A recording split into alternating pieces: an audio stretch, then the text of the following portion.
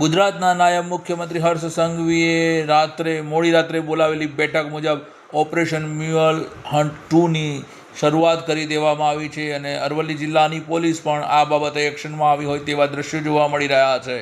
અરવલ્લી જિલ્લા પોલીસે 13 જેટલા ઇસમોને અટકાયત કરીને તપાસની શરૂઆત કરી દીધી હોવાના સમાચાર પ્રાપ્ત થઈ રહ્યા છે.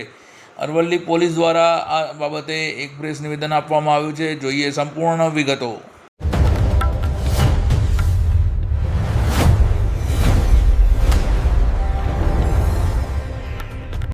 નિરીક્ષક શ્રી વિરેન્દ્રસિંહ યાદવ સાહેબ ગાંધીનગર રેન્જ તથા જિલ્લા પોલીસ વડા મનોહરસિંહ જાડેજા સાહેબના તરફથી ઓપરેશન ડેલ્ટા હન્ટ અંતર્ગત જે બાંગ્લાદેશી નાગરિકો છે અથવા બાંગ્લાદેશ સાથે સંકળાયેલા જે નાગરિકો છે એમને એની ચકાસણી કરી એની માહિતી મેળવી અને તેમના વિરુદ્ધમાં અસરકારક અને પરિણામલક્ષી કાર્યવાહી કરવા માટે સૂચના આપવામાં આવેલી, જે અંતર્ગત અરવલ્લી જિલ્લાના એસઓજીના police inspector Shri PB Chaudhari સાહેબ તથા તેમની સાથેના તથા એલસીબીના police sub inspector Shri Vaghela સાહેબ, વિજય તોમર સાહેબ, રાઠોડ સાહેબ તથા અન્ય પીએસઆઈ તથા માણસોની 6 ટીમો બનાવવામાં આવેલી અને અરવલ્લી જિલ્લાના જે તાલુકાઓ છે એમાં 13 જેટલા ઇસમો જે બાંગ્લાદેશ સાથે સંકળાયેલા હતા એમને શોધી કાઢવામાં આવેલા છે.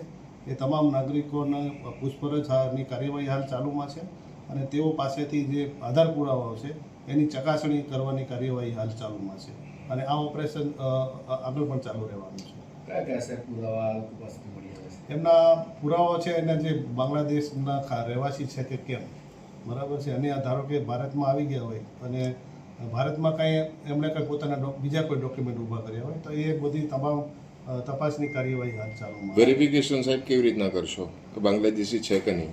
વેરિફિકેશનની અંદર એ લોકો પાસે જે કાંઈ ડોક્યુમેન્ટ મળી આવશે અને એમાં કોઈ બાંગ્લાદેશનું કે એ બાજુનું હશે, બરાબર, તો એના આધારે આપણે તપાસ કરવી. અરવલ્લી જિલ્લાના કયા કયા વિસ્તારમાંથી આ બાંગ્લાદેશીઓના અલગ અલગ વિસ્તારો કયા હતા કે જ્યાંથી બાંગ્લાદેશીઓના વ્યક્તિઓ તમને મળી આવ્યા છે? બાંગ્લાદેશ આપણે અરવલ્લી જિલ્લાના જે તાલુકાઓ છે અને મોડાસા ટાઉન વિસ્તાર છે એ વિસ્તારમાંથી આ લોકોને અત્યારે લાવવામાં આવે છે. એ લોકો જે પુરાવા ઊભા કર્યા છે રેસિડેન્સીના અથવા નાગરિકતાના, તો એ ખોટા છે, સાચા છે કે એના જો ખોટા હોય તેની કોઈ તપાસ કરવામાં આવે? એ હજુ તપાસ ચાલુમાં છે. જેમ જેમ માહિતી મળશે અમે તમને પ્રોવાઈડ કરતા રહીશું.